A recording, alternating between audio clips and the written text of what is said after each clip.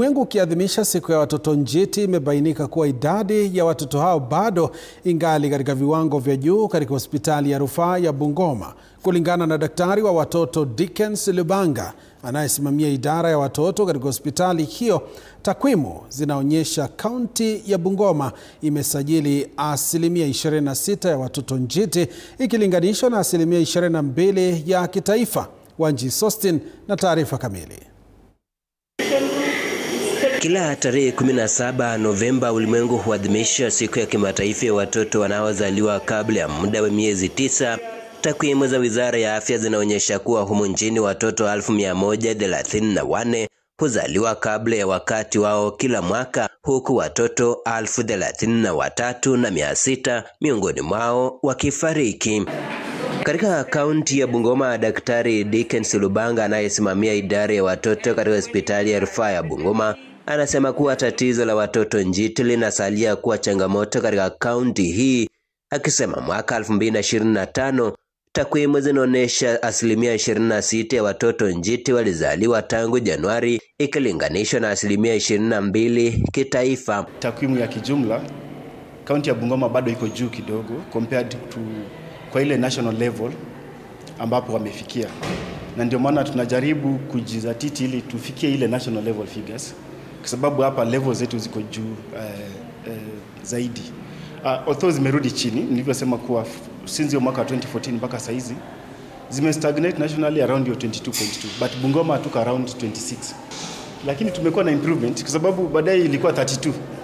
Okay, ilikuwa 32 out of every 1000 walikuwa nafariki.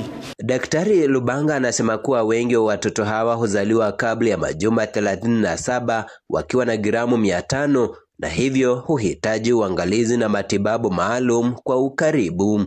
Na ulipoona hiyo hospitali mpya ambayo tuko ndani, tuko na matumaini ya kuwa itatusaidia pia kuweza kusaidia mama zetu ambao, kwa sababu hakuna mtu anachagua kuzaa mtoto kabla siku hazijafika. Utakumbuka hiyo 500 grams wadogo, utaona hata mara kwanza hapa wanaume wanaogopa, wanafikiria labda kuna panya, unaona, wanafikiri ni panya kubwa, lakini ni mtoto.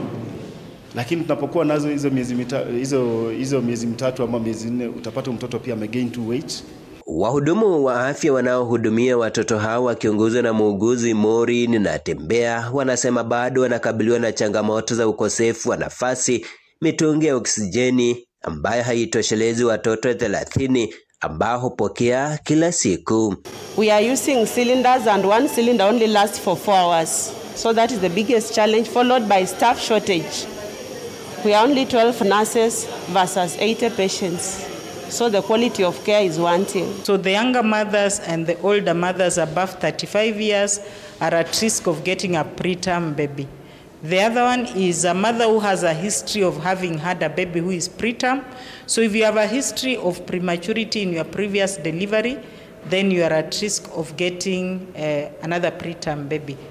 Chronic complications in mothers, especially pregnancy-induced hypertension, commonly known as preeclampsia or PET, is associated with prematurity. Baadhi ya kina mama hao wamesifia ushirikiano wao na wahudumu wa afya katika kitengo hicho kwa kukuza wanao hadi wanapofikisha uzani hitajika.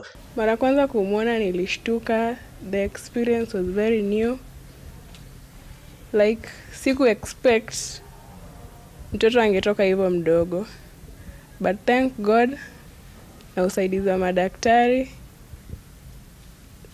wakamtibu, maziwa kidogo, mpaka saa hii amefika 1.8 kg.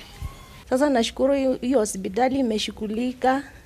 Siku nilishituka vile niliona nilipojifungua, lakini kwa neema ya Mungu na daktari wa hapa wamenisaidia. Wanji Sostin, TV47, kaunti ya Bungoma. Naam.